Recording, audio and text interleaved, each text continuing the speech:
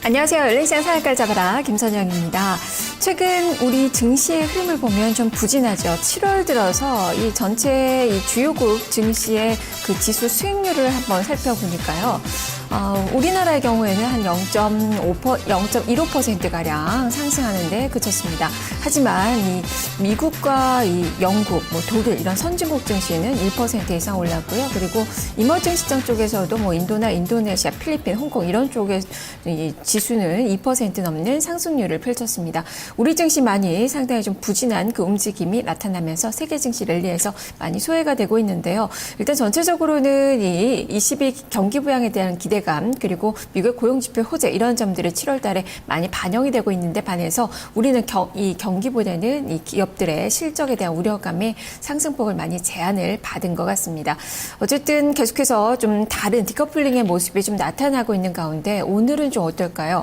간밤 뉴욕 증시가 좀 많이 떨어졌습니다. 그리고 지금 개장 전에는 북한의 미사일 발사 소식도 전해지고 있습니다.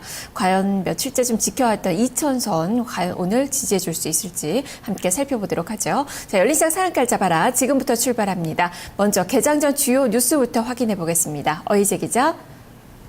네, 7월 9일 수요일 오늘 아침 주요 뉴스 하나씩 점검해 보도록 하겠습니다. 첫 번째 소식 보겠습니다. 이번 주에는요, 금통위를 앞두고 최경환 경제부총리의 후보 그리고 이주열 한국은행 총재의 입에 시장의 눈과 귀가 주목이 됐었는데요. 어제 최경환 경제부총리 후보의 청문회가 열렸습니다. 자, 이 자리에서 현재의 경제 불균형을 회복하기 위해서는 확대 균형적인 통화정책 스탠스가 필요하다. 그리고 경기 부양 의지를 재확인할 수가 있었습니다.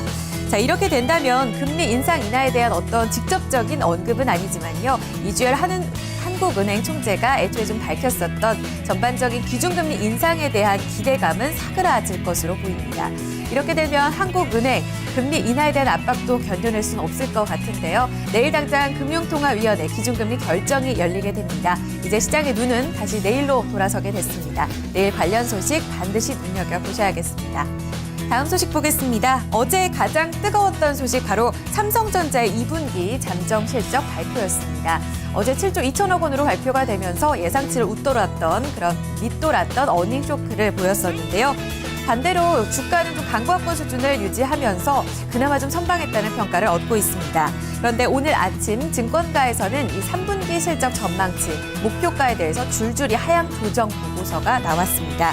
KDB 대우증권은 이 삼성전자의 3분기 실적 전망치를요 8조 2천억 원대로 낮춰 잡았고요. 대신증권과 신한금융투자도 7.8조 원으로 하향 조정시켰습니다. 여기에 더불어서 목표가는 각각 140만 원, 150만 원, 160만 원으로 낮춰 잡은 상황입니다. 자, 오늘 주가 영향력도 불가피해 보이는데요. 잠시 후에 삼성전자의 주가 눈여겨보셔야겠습니다. 이렇게 삼성전자의 정보기기 무선사업부의 부진으로 인해서 앞으로 삼성전자가 신성장 동력으로 어떤 사업을 내세울까 참 관심이 뜨겁습니다. 그 가운데서 산물, 인터넷, 헬스케어에 대한 관심도 참 뜨거운데요.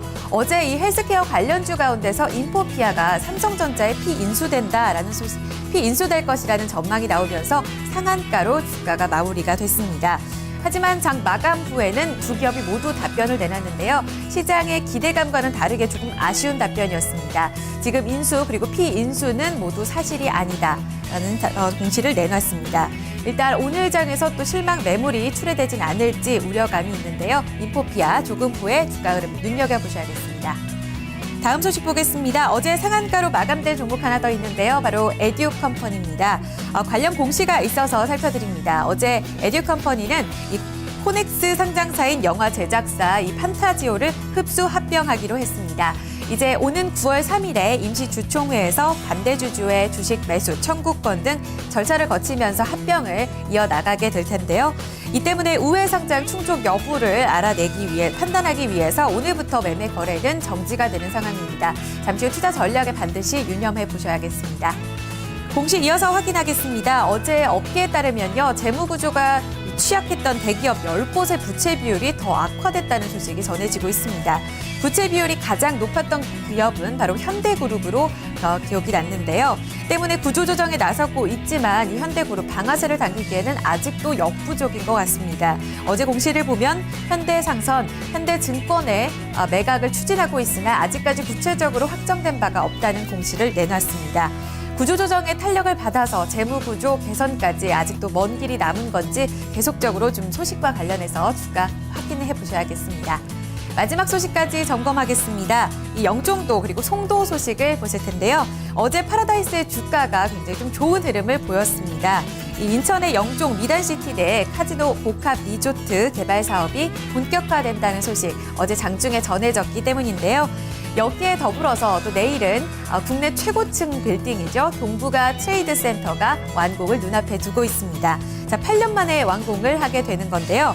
이 대우 인터내셔널의 오피스 그리고 BMW의 드라이빙 센터 또 하나 금융센터까지 여러 가지 프로젝트 개발이 이뤄질 것으로 보입니다. 그동안 좀 송도에 비해서 좀 더뎠던 개발 작업을 보였었는데요. 영종도가 조금씩 살아나고 있다는 기대감이 반영이 되고 있습니다. 이렇게 된다면 곧 착공될 파라다이스 시티에 대한 기대감도 높여주게 되고요. 또 미분양의 무덤이라는 이제 별명을 떼어내고 분양시장에도 활기를 띨 수 있을 것이라는 전망이 나오고 있습니다. 자, 오늘 관련 소식 지켜보시면서 오늘도 파라다이스의 주가 영향을 받을 수 있을지 지켜보셔야겠습니다. 지금까지 수요일 오늘 아침 주요 뉴스였습니다.